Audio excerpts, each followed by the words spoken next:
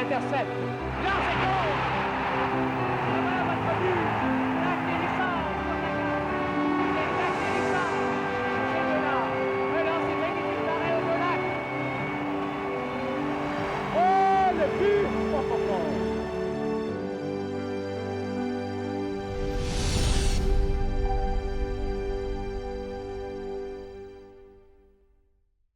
Bienvenue à l'ultime classement.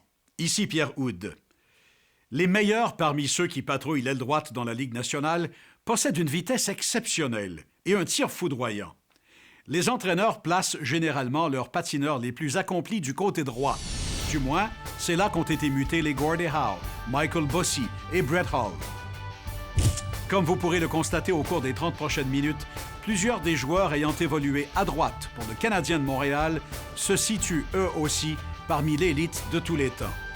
Claude Lemieux, dont les performances en série sont mémorables, occupe le 11e rang. Alex Kovalev, dit l'artiste, arrive tout juste derrière lui. Le quadruple champion de la Coupe Stanley, Floyd Curry, lui, 14e. C'est donc le moment de dévoiler les 10 meilleurs ailiers droits de l'histoire du Canadien de Montréal, les meilleurs d'entre tous.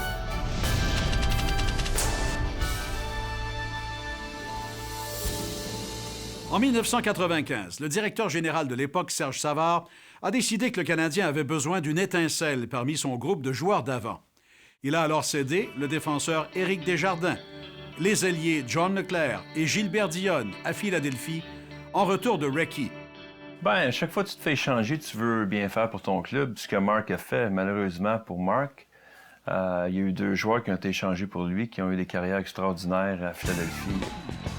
Malgré 2 saisons de 30 buts pour Recchi, les partisans et les médias ne pouvaient qu'être frustrés de voir Desjardins et Leclerc empiler les présences au match des étoiles. Recchi avait beau jouer du très bon hockey, le prix pour l'obtenir s'est avéré tout simplement trop élevé. Dans le feuilleton qui est devenu la carrière de Recchi, les années à Montréal ne sont qu'un entrefilet. Cela n'enlève rien à son talent cependant, qui lui vaut une place dans notre palmarès.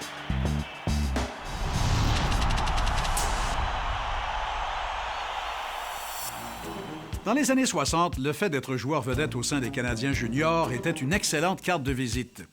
Il ne faisait aucun doute donc que Régent Houle, le petit gars de l'Abitibi, allait se frayer un chemin vers le grand club.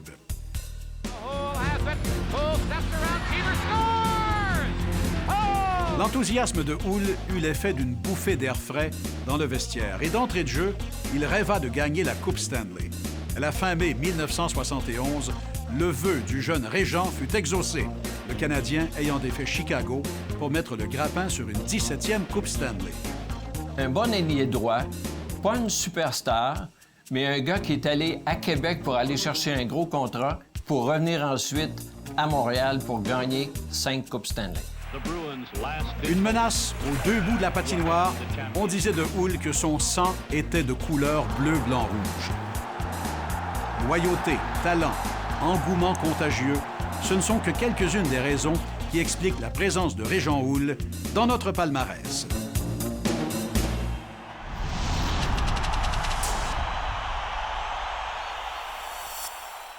Voici un indice quant à l'identité du 8e joueur sur notre liste. Il a gagné le trophée Calder comme recrue de l'année et a été nommé à 2 reprises au sein de l'équipe des Étoiles. Autre indice, il a réussi l'exploit de marquer 5 buts dans un seul match. Bon, peut-être faut-il avoir plus de 50 ans pour vraiment se souvenir de Robert Bobby Rousseau dans l'uniforme du Canadien. Mais il n'en demeure pas moins qu'il possédait un des plus grands talents offensifs de son époque. Quand est venu le temps de faire le saut chez les professionnels, Rousseau était fin prêt à se joindre aux Canadiens. À une époque où le plateau des 20 buts était un gage d'excellence, Rousseau a franchi la barre plus de 5 fois. Bobby Rousseau, c'est peut-être le joueur le plus polyvalent que le Canadien a eu. C'est un très bon ailier droit, il pouvait jouer au centre et c'était le meilleur joueur de pointe sur le jeu de puissance. C'est lui qui a révolutionné la situation comme joueur de pointe pour le Canadien. Il était l'un des meilleurs ailiers droits de la Ligue nationale dès son arrivée en 1960. Champion de la Coupe Stanley à 4 reprises, adoré du public au Forum au cours de sa décennie au sein du Canadien, il est facile de voir comment Robert Rousseau s'est retrouvé sur notre liste.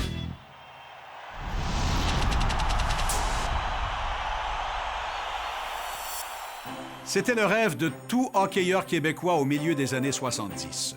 Se joindre à la dynastie domiciliée à l'angle des rues Atwater et Sainte-Catherine. Vous imaginez avoir la chance de le faire quand vous êtes natif du Lac-Saint-Jean et que vous n'avez que 18 ans? Eh bien, Mario Tremblay ne fut pas que chanceux. Il était déjà une pièce importante, voire cruciale, du casse-tête d'une formation qui gagnerait éventuellement 4 Coupes Stanley consécutives. L'impact de Tremblay fut ressenti immédiatement. Lui qui a compté 21 buts à son année recrue en 1974. Tremblay jouait avec une ardeur, une intensité et une détermination rarement vues. Sur la patinoire, il avait l'allure d'un homme qui détestait viscéralement ses adversaires et qui ne ménageait aucun effort pour gagner. Peut-être que c'est parce que j'ai eu la chance de jouer avec, je le voyais très souvent, mais dans son meilleur temps, je veux dire, c'était un joueur qui avait quand même un impact énorme. C'était un joueur qui avait beaucoup d'énergie.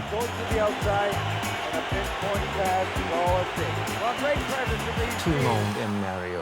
Moi, j'aime Mario. Mais franchement, essentiellement, Mario était un joueur de troisième trio. Tremblay a conquis le plateau des 30 buts à 5 reprises au cours de sa carrière.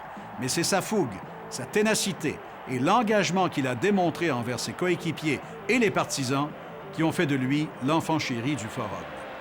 Personne ne pourra dire que Mario Tremblay a reculé une seule fois devant l'adversité. Voilà pourquoi il se retrouve au 7e rang de notre classement des ailiers droits.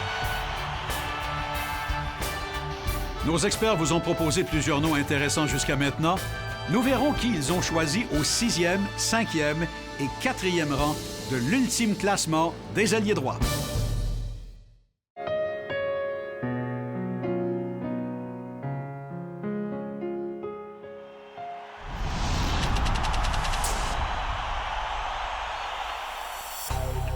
Qui est le dernier joueur du Canadien à avoir marqué 50 buts?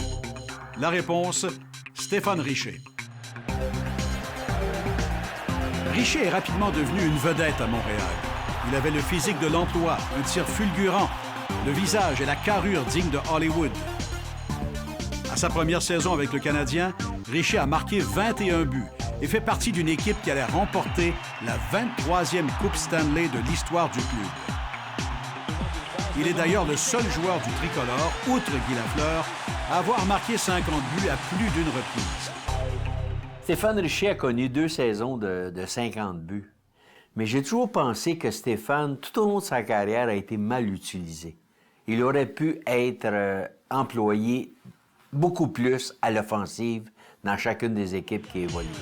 Richer avait un coup de patin explosif et un tir aussi puissant que précis. Il était aussi dangereux au point d'appui lors des supériorités numériques qu'il ne l'était dans l'enclave. Et il avait l'habitude de soulever la foule quand la rondelle arrivait sur sa lame de bâton. Mais 6 saisons après ses débuts, ses relations avec l'entraîneur Pat Burns sont devenues tendues. Et il fut échangé au New Jersey en retour de Kirk Muller, un futur capitaine de l'équipe. Si Stéphane Richer avait été en mesure de canaliser un peu mieux toutes ses énergies, tout ce talent-là, il serait parmi les meilleurs joueurs de l'histoire du Canadien, et non seulement du Canadien, parmi les meilleurs joueurs de l'histoire de la Ligue nationale de hockey.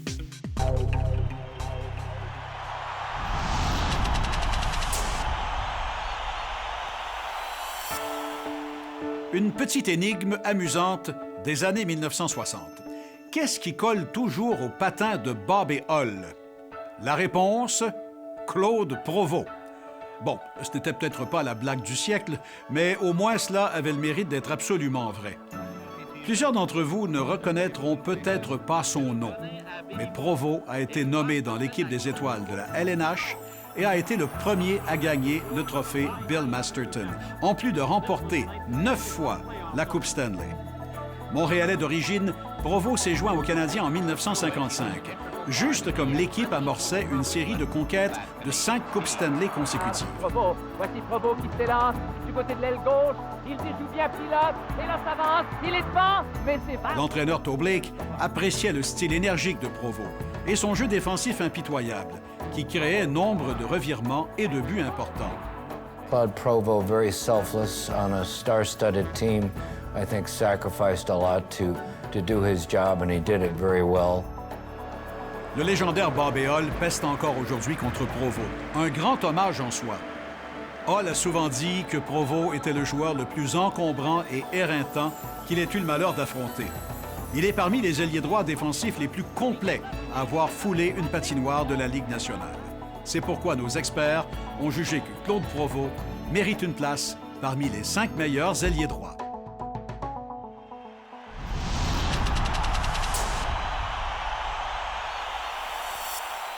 Nous voici maintenant dans les hautes sphères.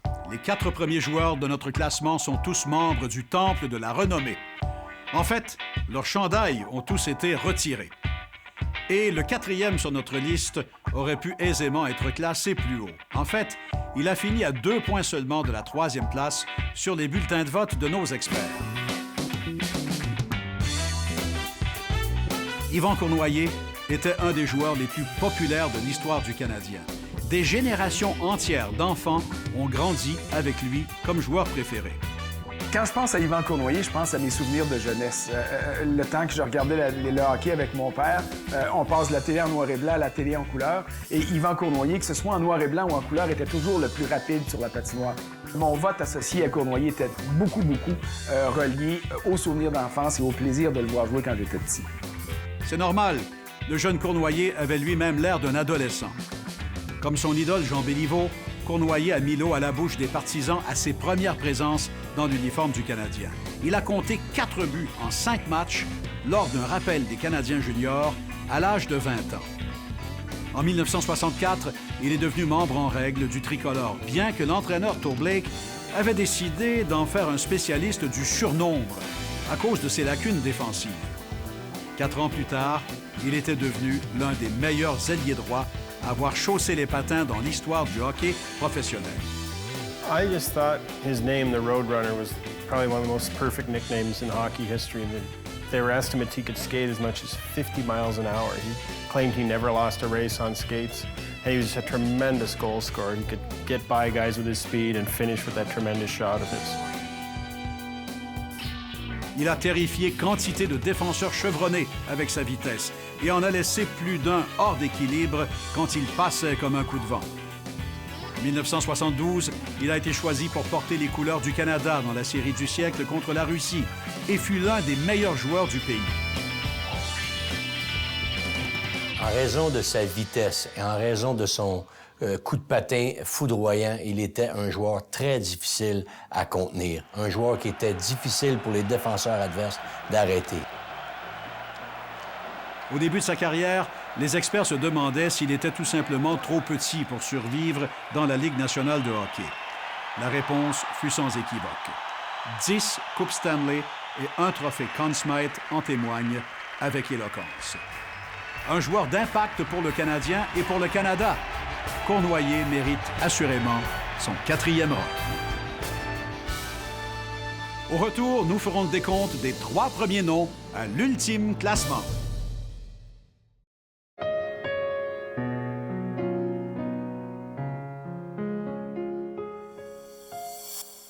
Tout ce que le 3e homme sur notre liste voulait dans la vie, c'était de jouer avec son héros, Maurice Richard. Non seulement son rêve est-il devenu réalité, mais Bernard Geoffrion a, au passage, révolutionné le hockey à tout jamais. D'autres avaient tenté des lancers frappés avant lui, mais ils étaient rares. C'est Boom Boom qui l'a mis au point et qui en a fait une arme dévastatrice. Il avait d'ailleurs déjà son sobriquet lorsqu'il atteint la Ligue nationale en 1950. Les partisans étaient curieux de voir et d'entendre son tir légendaire. Ils n'ont pas été déçus. Il a marqué 30 buts à sa première saison avec le Canadien, ce qui était un très grand exploit dans ce temps-là. Et je pense que c'est à partir de ce moment-là, à cause de son lancer, qu'il a été surnommé Boom Boom. L'exploit lui a permis de remporter le trophée Calder. Pour les 14 prochaines saisons, Boom Boom Geoffrion a cimenté sa réputation non seulement comme une des plus grandes vedettes de l'âge d'or des 6 équipes originales, mais aussi comme personnage plus grand que nature. Certains athlètes sont mal à l'aise sous les feux de la rampe. Geoffrion, lui, était une bête de scène née. Attachant, farceur, charmeur, il est devenu l'une des personnalités les plus en vue de Montréal. Mais il était d'abord et avant tout un joueur de hockey formidable et un dur. Quand le Rocket décida d'accrocher ses patins en 1960, Geoffrion a connu sa meilleure saison en carrière, suivant les traces de son idole en marquant 50 buts. Nobody in Montreal wanted to see anybody top the Rocket in scoring, as what happened in 54-55. Same thing next year when Boom Boom gets 50. They wanted that to be the Rockets. Mais Geoffrion a persisté, malgré les huées, pour gagner son deuxième championnat des compteurs et le trophée Art Ross. Pendant ses 14 années avec le Canadien, Geoffrion a gagné 6 Coupes Stanley et s'est révélé un des personnages les plus colorés du sport professionnel. Et il a changé l'histoire avec son tir. Pour toutes ces raisons, nos juges ont choisi Boom Boom, le boomer, Bernard Geoffrion, au 3e rang.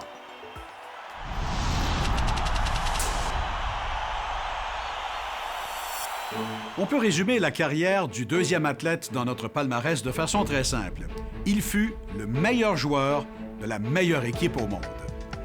Guy Lafleur a donné aux partisans du Canadien une suite de performances qui s'inscrivent parmi les plus grandioses de tous les temps.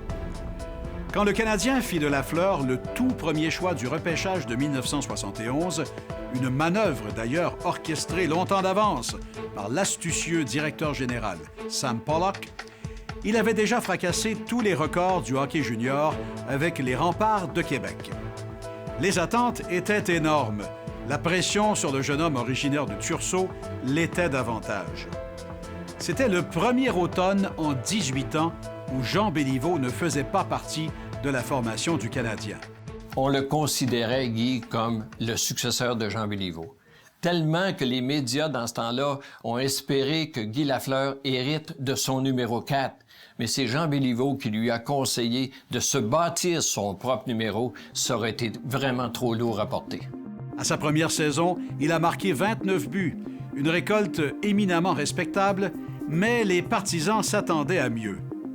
En 1973, il a soulevé la Coupe Stanley pour la première fois, mais malgré les succès de l'équipe, la direction se mordillait toujours les doigts en attendant qu'il devienne le joueur digne du tout premier choix au repêchage.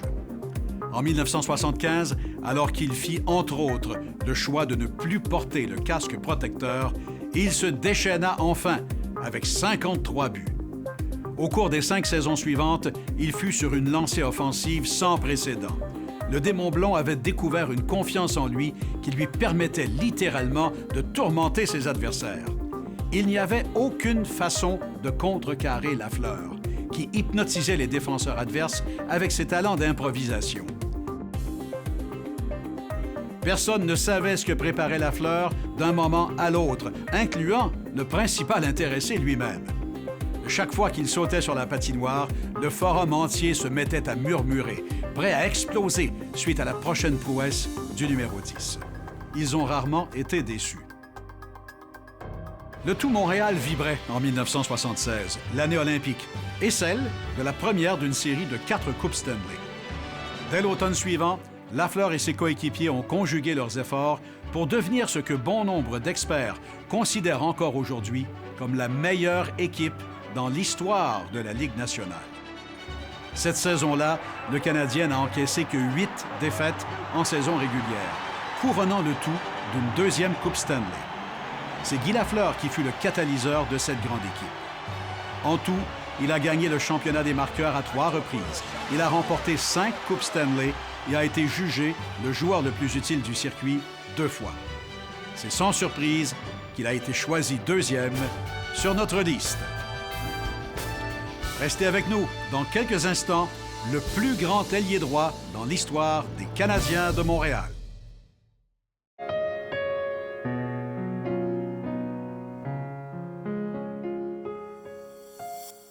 Bienvenue encore une fois à l'ultime classement. Il ne reste qu'un nom sur notre liste. En entamant leur démarche, nos experts, pour la plupart du moins, savaient déjà qui ils allaient inscrire au sommet du palmarès des ailiers droits. Marqueur. Explosif. Intensité. C'est un héros. Caractère. La légende. C'était une évidence. Plus qu'un joueur de hockey, c'est un symbole national dont l'influence rayonne toujours.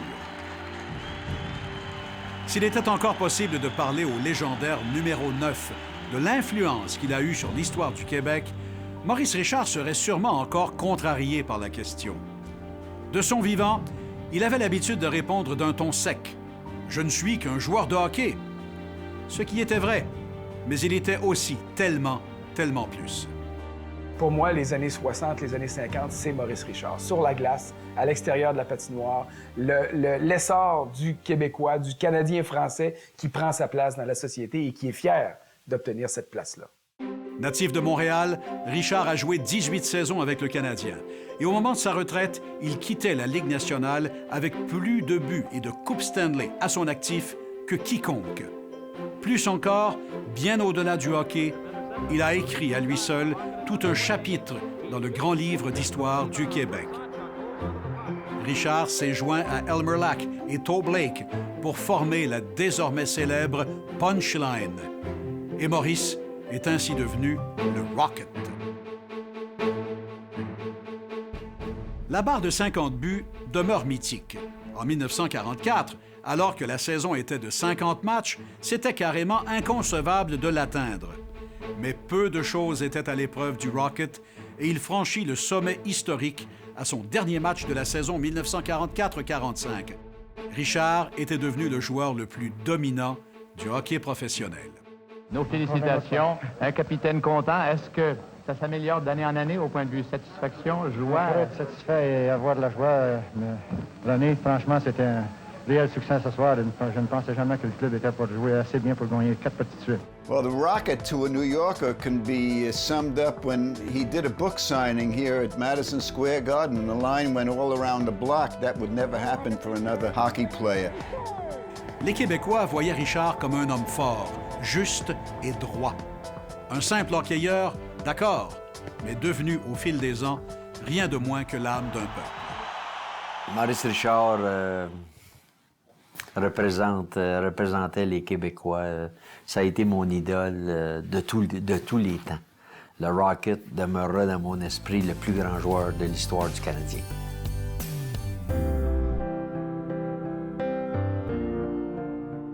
Voilà qui complète l'ultime classement des ailiers droits dans l'histoire des Canadiens de Montréal.